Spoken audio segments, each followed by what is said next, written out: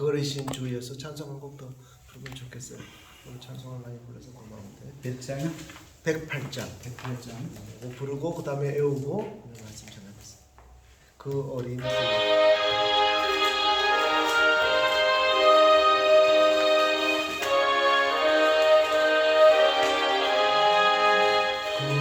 어린 주 예수 늘 자리 없어 그 귀하신 몸이 의유에 있네 저 하늘 별들이 앉아 있는데 그 어린 주 예수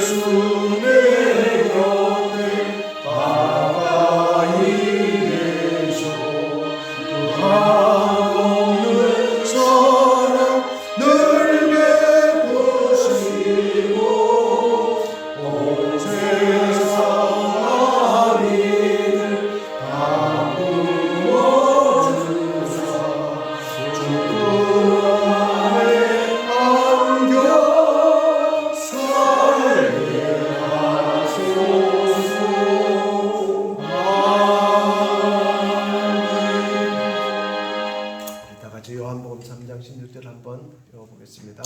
하나님이 세상을 이처럼 사랑하사 독생자를 주셨으니 이는 저를 믿는 자마다 멸망치 않고 영생을 얻게 하려 하십니다. 아멘. 한 번만 더요. 하나님이 세상을 이처럼 사랑하사 독생자를 주셨으니 이는 저를 믿는 자마다 멸망치 않고 영생을 얻게 하려 하십니다. 아멘. 저는 목사 아들로 태어나서 뱃속에서부터 신앙생활했습니다. 어머니가 저를 가지고 있을 때 얼마나 기도 많이 하고, 또 제가 어렸을 때 9살에 어머니 돌아가셨지만 제 기억에도 어머니는 정말 기도를 뜨겁게 하시는 분이셨어요. 그럼에도 불구하고 저는 그저 예수 믿으면서 이 구원의 확신 이런 것이 없었습니다. 제가 고등학교 때 3학년 때 성령 받고 방언 받고 구원의 확신이 생긴 다음에 고민이 생겼습니다. 이제 구원의 확신을 가지고 하나님 자녀가 된 확신이 있는데 살아보니까 만만하지가 않아요. 다시는 죄를 쳐다보지도 않고 죄를 짓지 않고 거룩하게 믿음으로 살려 했는데, 그때 혈기왕성한 청년 때 아니에요. 눈으로 범죄하고 마음으로 범죄하고 입으로 범죄하고 살아가는 그때 제 일기를 보면 나에 대해서 끊임없이 욕을 많이 하는. 너 인간이 왜 그러냐? 너 인간이 어떻게 그렇게 죄를 짓냐? 너 틀림없이 구원받아 놓고 너 또 죄를 지었잖냐? 그래서 제가 고민을 많이 하고 몸부림을 치고 믿음으로 살려고 했는데 잘 안 돼요, 생각처럼. 틀림없이 구원받은 하나님 자녀인데 믿음으로 살려는 게 잘 안 됐어요. 그래서 제가 자식들도 그렇고 우리 교인도 제가 많이 이해하게 됐어요. 근데 제가 이제 목회를 하면서 또 우리 고민이 그런 거였어요. 저는 설교를 열심히 하고 최선을 다해서 성령의 능력으로 했으면 10년, 20년 성도들이 설교를 들었으면 좀 뭐 변해야 될 거 아니에요. 안 변해요. 너무너무 안 변해요. 안 변해도 바로 코앞에서 설교하는데도 안 변해요. 이게 뭘까? 내가 잘못된 걸까? 내가 목회를 잘못하는 걸까? 3살 버릇 8가지 간다고요. 내 자신도 잘 안 변하고 목사의 가정의 자녀들도 잘 안 변하고 성로님, 장로님, 권사님들도 잘 안 변한다는 거예요. 그저 습관적으로 교회 와서 신앙생활하지. 그래서 오늘 당연한 얘기지만 기독교가 무엇인가? 기독교 진리의 핵심. 제가 목회하면서 제가 이제 보니까 은퇴할 수 있는 자격을 제가 가졌더라고요. 30년 이상 이렇게 목회를 하고 온 사람들은 원하면 은퇴도 할 수 있다. 이제는 은퇴할 수 있는 그런 자격도 되는 그런 목사가 됐는데, 제가 만약에 이제 은퇴를 한다 그러면 교인들한테 무슨 설교를 할까? 내가 한 번만 설교하고 이제 설교할 기회가 없어졌다면 내가 무슨 설교할까? 이런 마음을 생각했을 때 기독교의 가장 중요한 핵심, 진리의 핵심 이거 얘기해야 되는데, 그게 뭐냐? 다 알지만요. 예수 구원이라는 거. 오늘 제목에 나왔죠.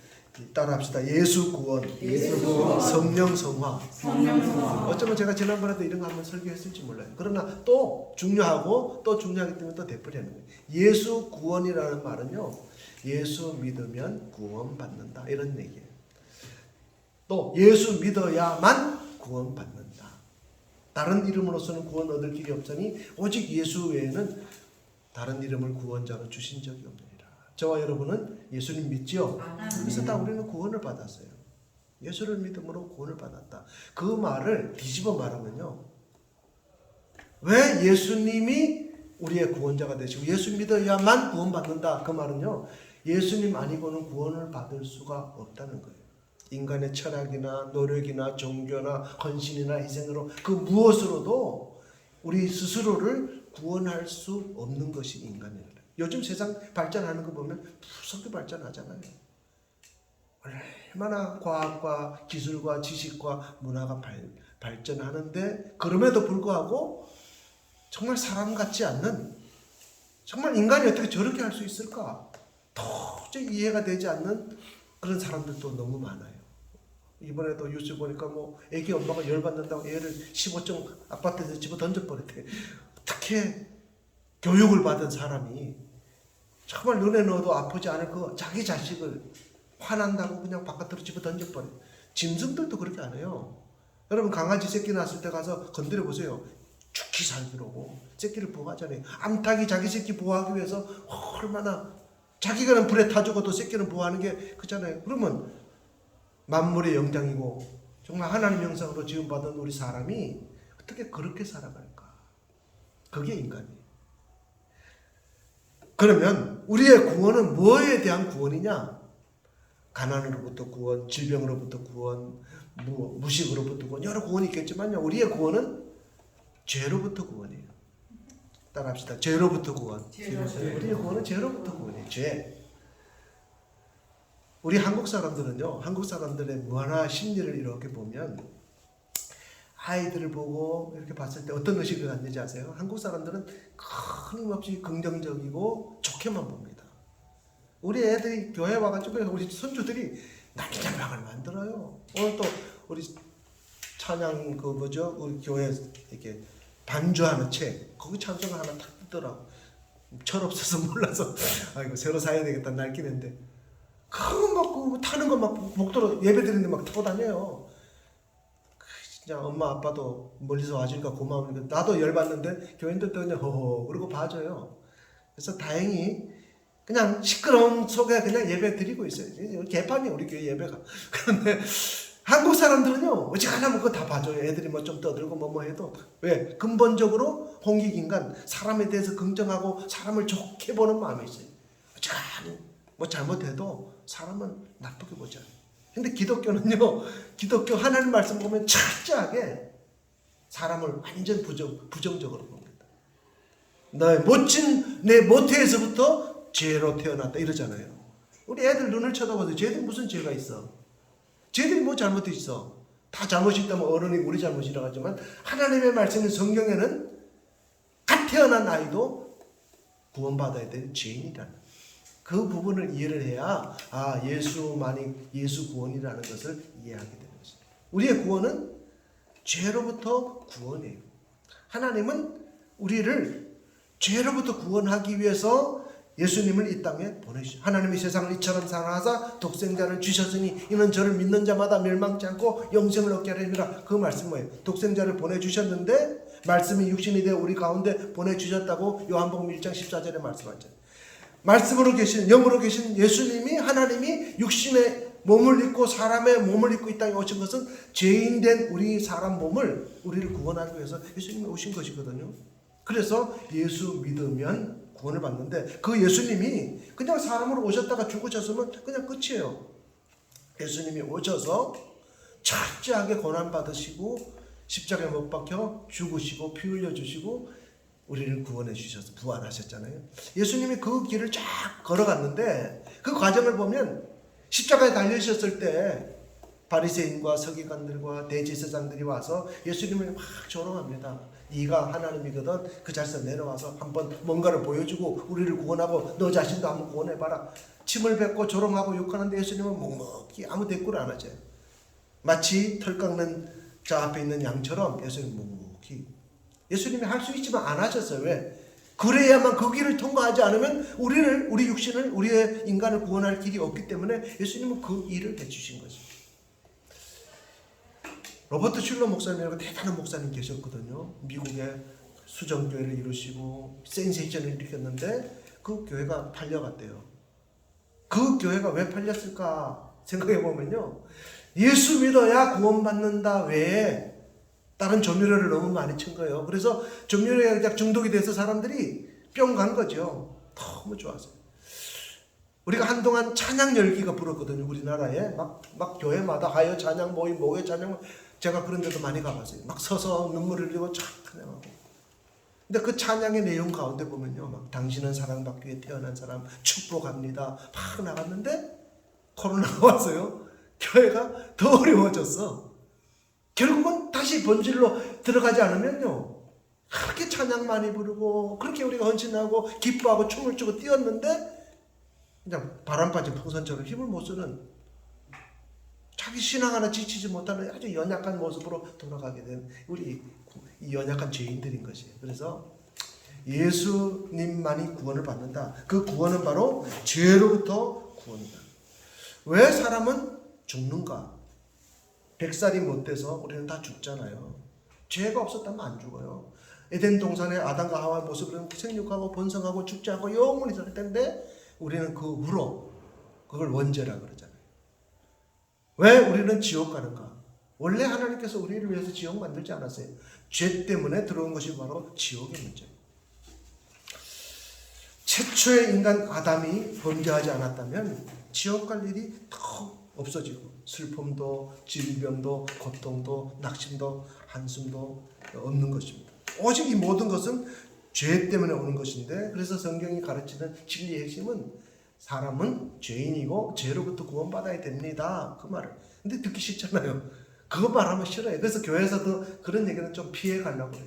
근데 그게 그래도 피할 수가 없어요. 이 부분을 얘기하지 않으면 결국 교회는 존재의 가치가 없어져요. 교회가 문 닫아야 돼요. 그래서 우리가 이 철선교회가 이제 3년 됐잖아요.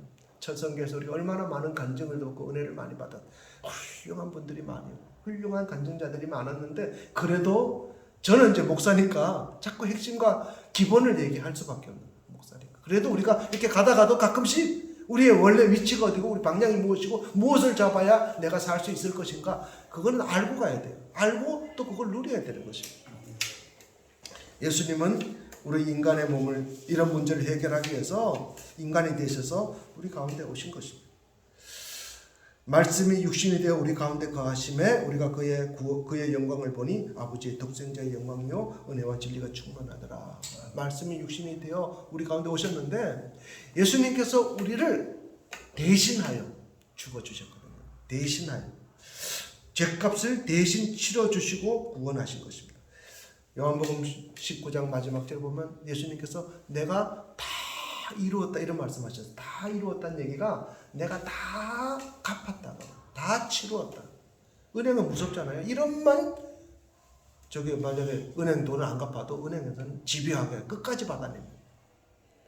우리가 죄가 조금만 남아 있어도 그것 때문에 지옥 가는 거예요. 그래서 예수님께서 온 인류의 죄를 다 감당하기 위해서 다 이루셨어요. 죄만 감당했을까요? 죄로 따라 들어오는 부작용들이 있는데 그게 저주예요.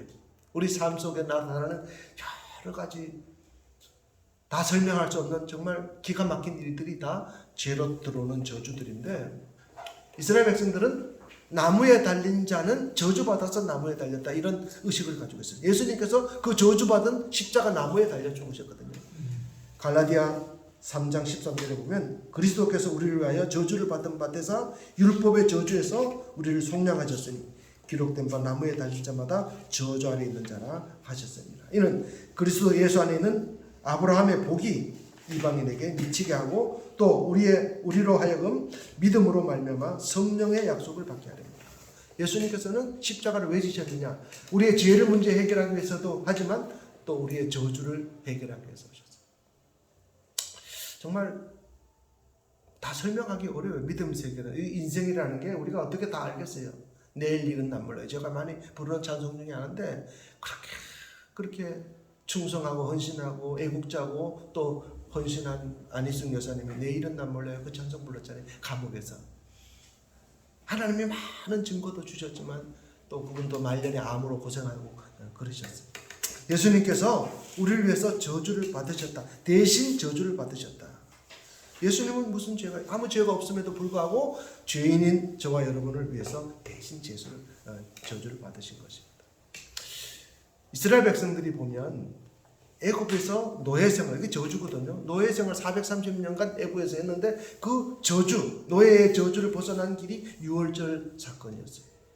요한복음에도 보면 예수님께서 갈 때 세례 요한이 그렇게 말씀했어요. 보라, 세상 죄를 지고 가는 하나님의 어린 양이로다.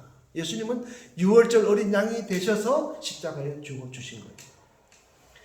그 바로가 430년간 무료로 그 노동력을 착취하고 노예로 쓰던 사람을 그냥 내보내니까 그게 쉽겠어요. 죽어도 안 되죠. 그런데 마지막 손을 들 수밖에 없었던 것이 10가지 재앙이 있었는데 마지막 재앙이 장자를 죽이는 재앙이었거든요. 그때 이스라엘 백성들에게 어린 양을 잡고 다 모여서 그 양 고기를 먹고 그 피를 문 설주와 임방에 발라라. 문 사방에 유월절 어린 양의 피를 발라라. 그걸 말씀대로 순종했는데 죽음의 천사가 들어갈 때 그 집의 문에 어린 양의 피가 있으면 그 집은 넘어갔다. 그래서 유월절이 넘어간다는 얘기거든. 죽음의 사자가 죽음의 사형 집행을 했는데 유월절 어린 양의 피가 있는 거 보고 그 피를 보고 넘어갔더라. 예수님께서 우리를 구원하시면 성령으로 머리에 이마에 보증의 도장을 찍어준다. 색깔이 빨간 거라고 생각해. 피도장을 딱 찍듯이 넌 내 거. 저주가 힘없이 있는데 하나님께서 구원받은 저와 여러분에게 이 유월절의 은혜를 베풀어 주시는 것입니다. 예수님께서 유월절 어린 양이 되셔서 우리의 저주를 대신 짊어지시고 내가 다 이루었다 하시고 모든 인류의 죄를 다 갚아주신 그것이 바로 예수님이 하신 일입니다. 모세가 출애굽해가지고 처음 만드는 것이 성막이었어요. 시내산에 올라가서 계명을 받고 하나님의 명령을 따라 성막을 만들었는데 요즘 말하면 가시나무죠. 가시나무 비틀비틀하고 못생긴 가시나무에다가 금을 싸서 입혀가지고 성막을 만들어서 그걸 하나님께 예배드리는 장소로 썼어요. 성막이 발전해서 솔로몬 시대에는 성전이 됐거든요. 그 성전이 지금 교회의 원형이에요. 교회의 본질은 성막이었고 천막이었죠. 또 성전이었고 교회란 말이에요. 물론 오순절 마가다락방에 또 성령으로 말미암아 교회가 생겼어요. 그러면 오순절 마가다락방에 성령 충만함과 또 솔로몬과 모세 시대의 성막이 교회인데 성막에서 하던 일이 뭐예요? 날마다 한 것이 바로 가난한 사람은 비둘기 갖다 바치고 조금 여유가 되면 양 갖다 바치고 조금 부유하면 송아지 갖다 바치고 하루에 매일같이 그 양을 가져와서 양에다가 안수기도 하고 자기 죄를 전가시켜서 그 자리에서 양을 소를 잡아 드리는 거예요. 그러면 그래서 성막에서는 보면 꼭 향을 피우거든요. 왜? 사람 그 짐승을 잡으면요 피 비린내가 엄청 나고 또 내장에 내가 다 씻어야 되는데 엄청 지저분하고 냄새 나요. 이걸 커버하기 위해서 향을 피우는 거예요. 성경에는 향이 많이 나오죠. 향을 피우는 거예요. 솔로몬은 1,000번제를 드렸단 말은 1,000마리 양을 잡았다는 얘기거든요. 막 다윗 시대는 10,000마리도 잡고 있어. 그러면 그 주변에는요 피냄새가 진동을 하는 거예요. 그게 피냄새가 진동하는 것이 성전과 교회와 이것의 모형이에요. 근데 사람들은 그런 거 싫어하잖아요. 깨끗하죠. 그렇지만 어쩔 수 없이 성경의 원리로 따져보면 교회와 성도들이 구원의 진리의 핵심은 피예요. 그리스도의 피. 그래서 이거 희미해지면요, 결국은 생명력이 희미해지고 아무것도 할 수 없어요. 성령 충만한 것. 그래서 예수로 구원받는다는 얘기는 예수의 피로 죄 사함 받고 예수의 생명으로 거듭나서 예수의 생명으로 중생해서 구원받아. 교회는 그런 일이 일어나야 교회거든요. 그저 맛있는 거 먹고 기쁘다 그러고 좋다 그러고 웃고 하하호 그러고 이러고 있으면요, 아무 생명의 역사가 일어날 수가 없어요. 정말 순교하고 피의 헌신, 그런 역사가 일어나기 위해서는 우리가 늘 예수님의 보혈을 의지하고 예수님 피를 생각하고 교회의 원형, 교회의 본질이 뭔가를 잘 생각해야 되고요. 또 두 번째로 예수 구원은 바로 예수로, 예수 피로 말미암아 우리가 죄 사함 받고 영생 얻고 거듭나고 구원받았다는 것인데, 그 다음에는 이제 믿음으로 살아야 되잖아요. 제가 처음 고백했던 것처럼 구원받고 성령 받고 거듭났는데도 믿음으로 사는 게 농도가 안 돼요. 구원도 내 힘으로는 절대 구원이 안 되는 거예요. 기독교는 출발 자체가 우리가 할 수 있는 게 별로 없어요. 어떻게 내 자신을 구원합니까? 아무리 똑똑하고 힘이 있어도 자기 자신을 구원할 수 없고, 아무리 과학이 발전하고 앞으로 문명이 발전하고 문화가 발전하고 민주주의 아니라 뭐 기가 막힌 제도가 나온다 할지라도 그것으로 사람을 한 영혼도 구원할 수가 없어요. 그런데 예수님 십자가 죽으심으로 보혈의 공로로 우리가 구원을 받았는데, 그 다음에는 이제 믿음으로 살아야 될 텐데, 믿음으로 산다는 얘기가 뭐냐면 그게 성령으로 성화되는 건데, 믿음으로 산다는 것도 마찬가지. 믿음으로 살아집니까? 목사 아들로 태어나서 30년 60년을 믿어도 안 되는, 한 걸음도 내 걸음 할 수 있는 게 없어요. 따져보면 제가 사도행전 13장을 딱 봤어요. 사도행전 교회 보니까 안디옥 교회가 생겼는데 거기에 사람들이 쭉 나왔는데 5종류, 왕족도 나오고 흑인도 나오고 귀족도 나오고 아주 천민도 나오고, 이런 종류의 사람들이 피부도 다르고 민족도 다르고 색깔도 다르고 지위도 다르고 이런데 다 어우러져서 하나의 교회가 됐거든요. 그리고 세계 선교 했단 말이에요. 아, 교회가 이거야 됐구나. 사람 안 변한다 그랬잖아요. 우리 교인들도 안 변하잖아요. 속 터질 때가 많아요. 가서 설교하다가 내려가서 한테 지어받고 싶을 때 어떤 사람 보면요, 뻔히 보이잖아요. 이 소리 휴대폰으로 무슨 축구 보고 있고 막 이래요. 집사님이, 권사님이. 우리 아들은 예전에 보면 뭐 예배 시간에 또 삐지면 또 꼭 뒤로 돌아앉아. 와, 저 목사 아들이 저러고 있으면 이게 데모도 아니고 어떡하겠어. 근데 내가 내 자신을 봐도요, 조금이라도 변함이 있다면 그건 성령의 역사였어요. 내가 그렇게 잔소리한다고 설교한다고 내가 뭐 달랜다고 된 게 하나도 없었어요. 이상하게 정말 마귀같이 목회해도 천사같이 헌신하는 분이 있고요, 천사같이 목회해도 마귀같이 대적하는 사람이 있어요. 우리 교회에서 장기 결석하는 성도님들 계신데요, 제가 신방도 제대로 못하고 제대로 돌봐주지도 못하고 가끔 그런데 꼭 보면 또 헌금을 모아서 주변에 이렇게 했다가 또 꼭 그걸 전달해 주세요. 내가 이렇게 보면서 야, 정말 천사 같은 성도들이다. 어떻게 이럴 수 있냐. 잘 돌봐주지도 못하고 신방도 제대로 못하고 예배도 제대로 못하죠. 그죠? 멀리서 안타까워할 뿐인데 내가 가서도 안 들어가요. 왜? 막 냄새 나잖아요. 환자 집안에는 그래요. 여자분들은 보이고 싶어 하지 않는 부분들이 있거든요. 너무 지저분하니까 우리 집사람 그냥 들어가라. 들어가. 바깥에서 기도하고 속이 아파요. 아, 정말 이게 목회인가. 그런데 천사같이 감사한금, 추수감사한금, 무슨 뭐 주일학금, 주점금 나오지 않는 자기 손자 애들까지 다 한 명단 적어가지고 헌금해가지고 헌금을 또 봉투에 싸가지고 예쁘게 그렇게 해가지고 보내줘요. 그거 보면서 내가 참 귀한 분들이다. 너무너무 고맙다. 내가 가르친 것도 아닌데 저 사람 어쩌면 저럴까. 근데 하나님께서 변화시켜 주셨어요. 근데 그분이 나한테 그런 말 하네요. 목사님, 진짜 자기는 속상하대. 왜? 목사님 자녀들은 장가도 가고 시집도 가고 애들도 놓고 타는데 왜 내 새끼들은 내 자녀들은 왜 안 되냐 이거요. 왜 응답 못 받고 나는 내 팔자는 왜 이러냐 이거요. 약간 뭐라고 말하겠어요. 제가 이렇게 생각해 봤어요. 아, 왜 저럴까? 근데 이분이 다 좋은데 너무 고생하고 살아서 입번지가 좀 세요. 세신자들이 와서 뭐 이렇게 좀 마음 안 먹으면 들이받아버려. 속이 환하지. 근데 세신자는 기겁을 하고 나가 떨어지는 거. 뿔 달린 늙은 다른데 병아리 쪼잖아 이런 것처럼 이 사람은 막 하고 싶은 대로 다 해버려. 자기는 훌륭한데 그런 게 다듬어지지 않는 부분들이 나는 보여. 아, 저것 때문인데 어떻게 설명하겠어요? 더 성령 충만하고 더 성령에 의지해서 저 사람이 해야 되는데 그 단계를 못 넘어가니까 더 어느 되는 게 없어요. 자식들은 이혼하고 이혼도 몇 번씩 하고 막 복잡하게 가정사가. 근데 또 희한하게 떠나간 며느리 이름도 헌금하고요. 새로운 며느리도 헌금해. 나 그래서 헌금을 나무 식구인데도 다 해. 그래서 참 너무 고마워요. 그렇게 자식들 위해서 다 구원을 해서 기도하고 헌신하는데 보면 인생의 저주와 풀리지 않는 그런 데 있어요.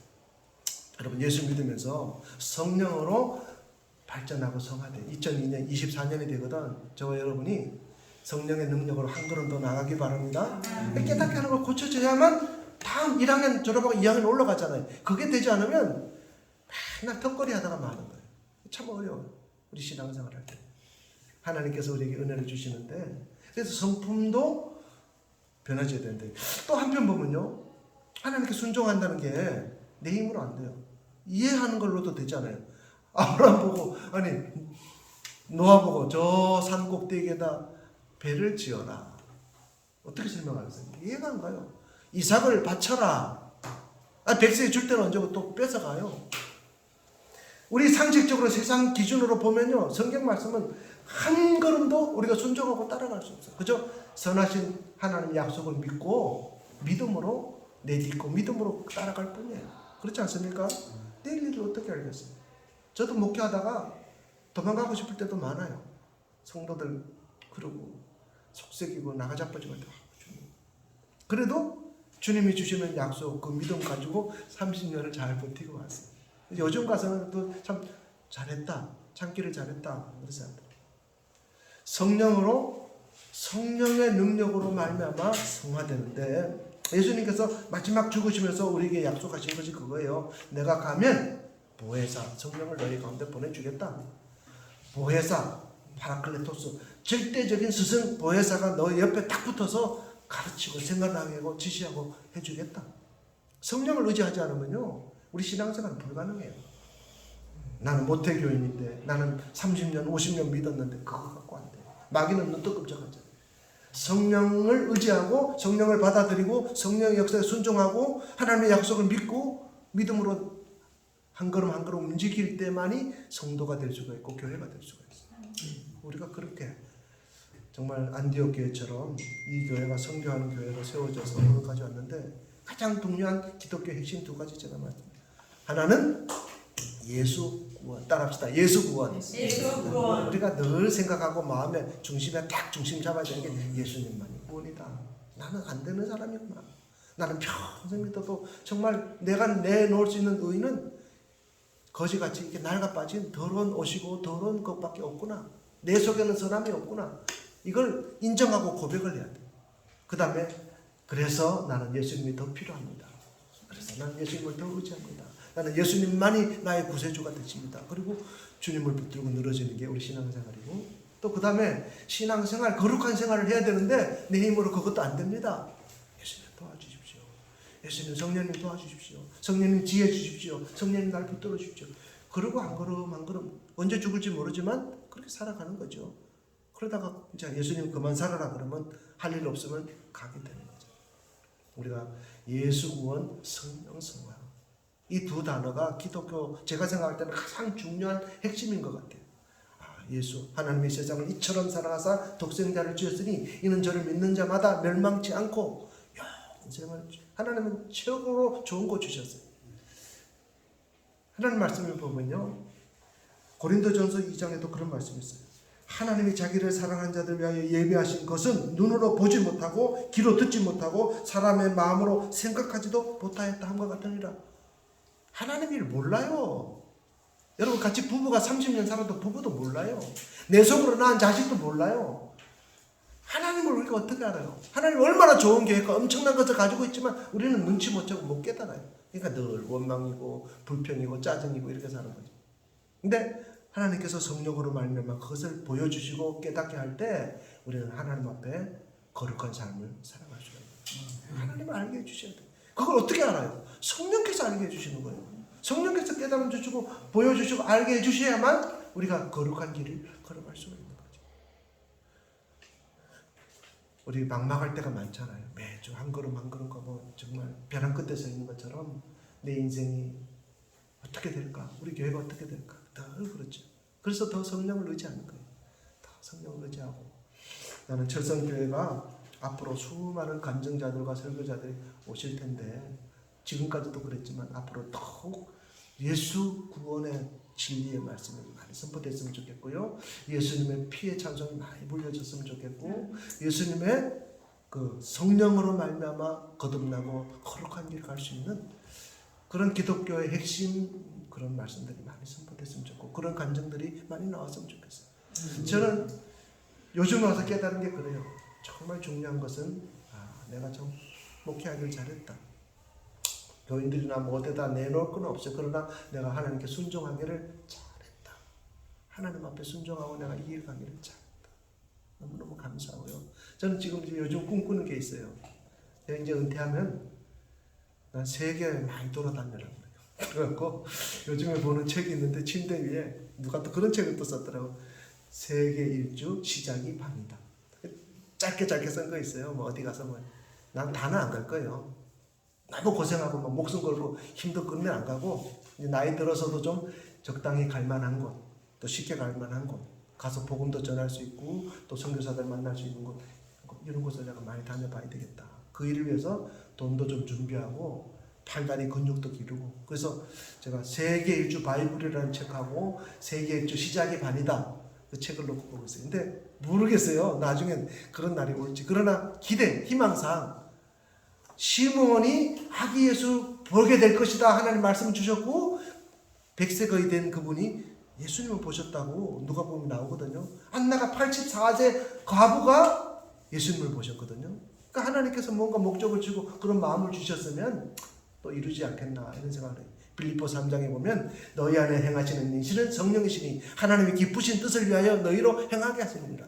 죄 짓는 거 아니면요 여러분 자꾸 좋은 생각을 가져야 돼요. 하나님 내 나이가 비록 내 인생이 이렇지만 내가 가난하고 부족하지만 하나님의 자녀로서 나는 이런 꿈을 꾸겠습니다. 하나님 내 인생 마지막 이렇게 살아보겠습니다. 난 이렇게 살기를 원합니다. 성령 안에서 못 꿀 꿈이 없잖아요. 그러니까 세계를 누비고 세계를 감당하고 선교하고 또 유익을 주고 도움을 주고 그렇게 살았으면 좋겠어요. 어떻게 될지 모르지만 천리기도 한 걸음부터 자꾸 정보를 모으고 공부하고 노력하고 준비하면 또 하나님이 어느 날 때가 되면 아까 그랬잖아요. 하나님이 예배한 것은 너희가 귀로 듣지 못하고 생각지도 못한 어마어마한 것들을 다 예배해놨다. 성령으로 우리가 바라보고 그런 세계를 기대하며 나가게 되기를 바랍니다. 잘 모르지만 2024년도 하나님 좋은 날들을 좋은 앞길을 예배해 드셨으리라고 믿고 우리가 맡은 자리에서 우리를 구원해 주신 예수님께 감사하고 성령께 순종하고 거룩한 길을 갈 수 있기를 바랍니다. 아멘. 살아계신 하나님 아버지 저희들을 구원해 주셔서 감사합니다. 아멘. 저희들에게 소망을 주셔서 감사합니다. 아멘. 각자 처한 자리에서 최선을 다하여 구원의 축복을 누리고 또 하나님 예수님이 거룩한 길을 가도록 할 때 순종함으로 거룩함으로 성령의 의지함으로 그 길을 끝까지 잘 달려갈 수 있는 우리 모두가 되게 하여 주옵소서. 예수님의 이름으로 축복하며 기도합니다. 아멘.